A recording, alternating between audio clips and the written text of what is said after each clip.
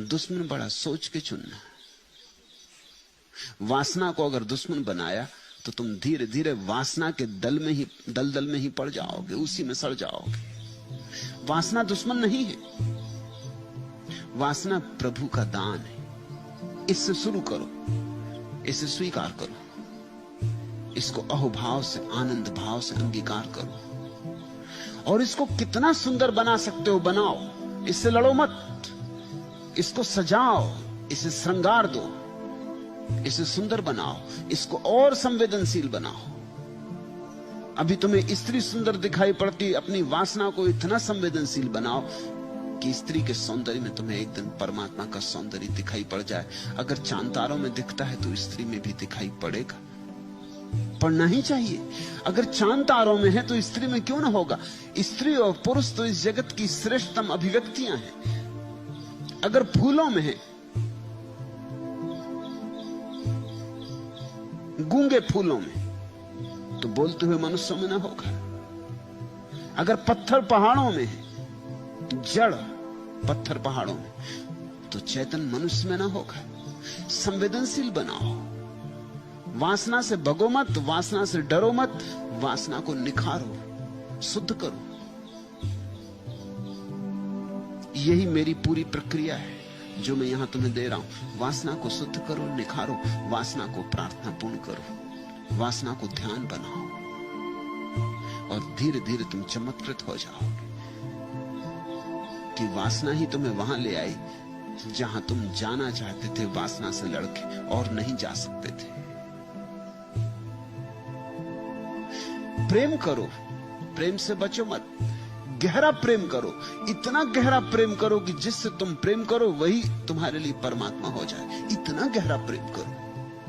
तुम्हारा प्रेम अगर तुम्हारे प्रेम पात्र को परमात्मा ना बना सके तो प्रेम ही नहीं, तो कहीं कुछ कमी रह गई। तुम्हारे महात्मा कहते हैं कि प्रेम के कारण तुम परमात्मा को नहीं पा रहे हो। मैं तुमसे कहता हूं प्रेम की कमी के कारण तुम परमात्मा को नहीं पा रहे हो। इस भेद को समझ लेना।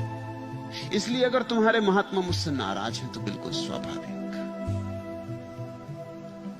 अगर मैं सही हूं तो वे सब नाराज होने ही चाहिए। मैं कह रहा हूं प्रेम तुम में कम है, इसलिए परमात्मा तुम्हें दिखाई नहीं पड़ता। तुम्हारी वासना बड़ी अधूरी है, अपंग है। तुम्हारी वासना को पंख नहीं, पंख दो। तुम्हारी वासना को उड़ना सिखाओ। तुम्हारी वासना जमीन पर सरक रही, मैं कहता हूं वासना को आकाश में उड़ना सिखाओ।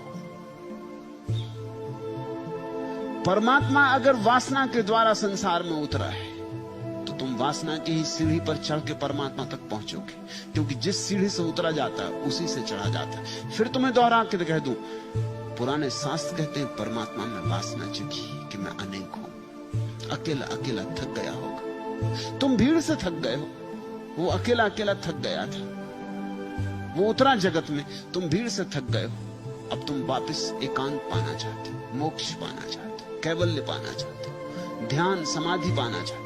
चढ़ो उसी सीढ़ी से जिससे परमात्मा उतरा। इसलिए मैं कहता हूं कि संभोग और समाधि एक ही सीढ़ी के दो हिस्से, दिशा का भेद है और कोई भेद नहीं। परमात्मा उतरा है समाधि से संभोग की तरफ तो संसार बना है, नहीं तो संसार नहीं बन सकता था। तुम चलो संभोग से समाधि की तरफ तो तुम संसार से मुक्त हो जाओ। उसी सीढ़ी से चलना होगा और कोई सीढ़ी नहीं। तुम जिस रास्ते से चल के मुझ तक आए हो, घर जाते वक्त उसी रास्ते से लौटोगे ना। तुम ये तो नहीं कहोगे कि इस रास्ते से तो हम अपने घर से दूर गए थे, इसी रास्ते पर हम कैसे अपने घर के पास जाएं। ये तो बड़े तर्क विपरीत मालूम पड़ता है। नहीं, तुम जानते हो कि तर्क विपरीत नहीं। जो रास्ता यहां तक लाया है वही तुम्हें घर वापस ले जाएगा। सिर्फ दिशा बदल जाएगी, चेहरा बदल जाएगा। अभी यहां आते वक्त मेरी तरफ मुंह था, जाते वक्त मेरी तरफ पीठ हो जाएगी। आते वक्त घर की तरफ पीठ थी, जाते वक्त घर की तरफ मुंह हो जाएगा। बस इतना सा रूपांतरण, विरोध नहीं।